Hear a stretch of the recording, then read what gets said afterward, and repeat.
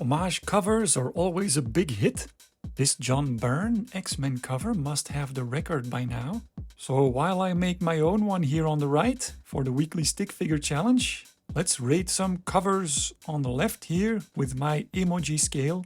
Does it evoke nostalgia? Does it add an original twist? Is it a little wink to those who know? And is credit given where credit's due? Let's start with the comic that started it all, Superman's first appearance.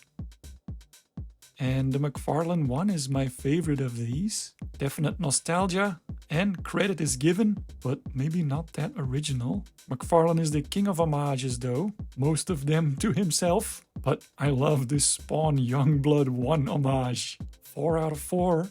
The wink score he gets for even copying that weird hand that doesn't actually hold the gun. And the Liefeld barrel legs. It's kind of like McFarlane throws a pie in Liefeld's face, but it's the most delicious pie in the world. Speaking of the Rod and Todd, this cover they worked on together has a pretty high count as well, but no 4 scores in there for me. Spider-Man's first appearance gets some. I like this Ron Friends one best, but there's no credit to Ditko, unfortunately. So maybe a lot of people missed that it was actually an homage. Nice of Rob to credit Byrne in this one. I guess this J. Scott Campbell one is different enough not to need a credit. This is also an interesting one, because it seems like the original is this statue, and I kind of thought George Perez was first, because his version created the most homages. But Byrne beat him by 5 years. Here, check this out, reading from the George Perez Modern Masters book. That particular idea was inspired primarily from a Jack Kirby Thor cover. I had seen the John Byrne Death of Phoenix cover, but it didn't register at the time. It might have been subconscious, but later I looked at, I believe it was an old Lois Lane comic. Superman holding Lois Lane, with a ring of characters at ground level in Mourning 2. Okay, so it seems like the timeline on this goes Batman, Thor, Lois Lane, Byrne, Perez, and then all the other ones after that. Oh yeah, who did it best? I prefer John Byrne's. Phoenix has weight to her legs and neck, and the emotions are perfect for a cover. And in my Ed Pisker style challenge video, I did an homage to this one as well. So that's comics inspiring other comics, but homages can come from other stuff as well. Pretty obvious choice is famous art. But I like Jason Pearson's takes on pop culture in these. They don't list the credit, but this Breakfast Club one is obvious to anybody, so I still give this a perfect score. This Alex Ross as well. It's so obvious where the inspiration came from, but he still has that little scribble here on the back of the car with the credit. Really good idea to have it be something that's actually written on a car. Masterpiece. Speaking of fine art, what about Frazetta?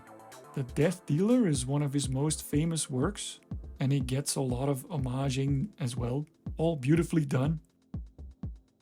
This is a fun series as well, Local Man, an Image series that does classic Image cover spoofs, the stuff we all like, and of course crediting all the originals.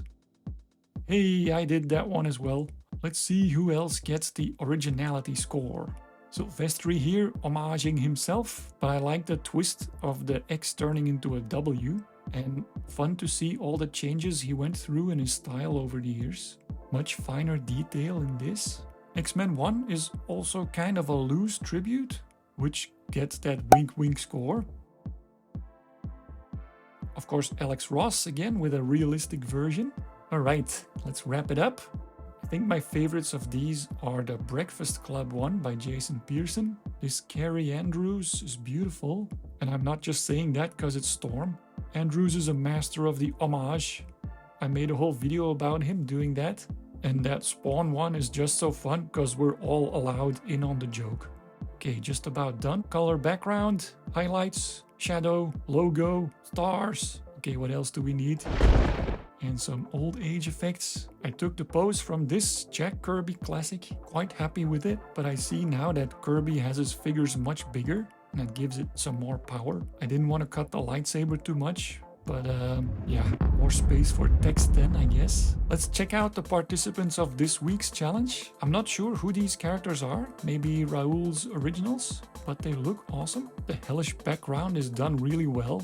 Good to have that light on the bottom and black on top. And these sharp effects are carried through in the flames and also the costume and powers of the flying woman. The only thing I would suggest to work on is getting some more depth in the hammer foremost. Just adding the top or bottom a little would help, but also in the chest and arm distance. This is difficult, but you want to make sure that the direction of the upper and lower arm are different. And those straps on the biceps, the gloves, and the patterns on the shoulder pads could work really well to create that effect. Alright, next up, Coben's Cap'n Iron Man.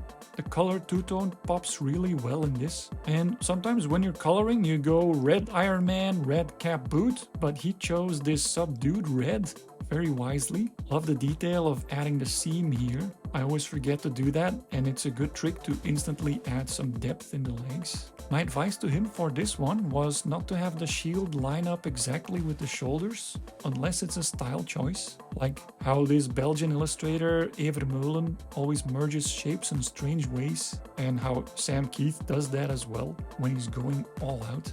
It's not wrong to do this, but our brain takes a microsecond longer to analyze the shapes, and we want it to flow smoothly across the whole drawing, so something to take note of. Love the boots. Okay, next, Web Ultra with this crossover of the fists. Stone versus iron. I love it. I'm not sure if it's the fact that it's Iron Fist, but it's giving me Jay Lee vibes, and I love Jay Lee. Also, that arm on the shoulder setting up the punch looks great. Just wish he hadn't rushed the shadow. Right? Okay, then Avner. Classic. I have the power. Clear, bright, good contrast. If there is a two-tone, maybe I would have dropped it in some other places as well. But honestly, I have nothing to add. A nice, clean, fun drawing.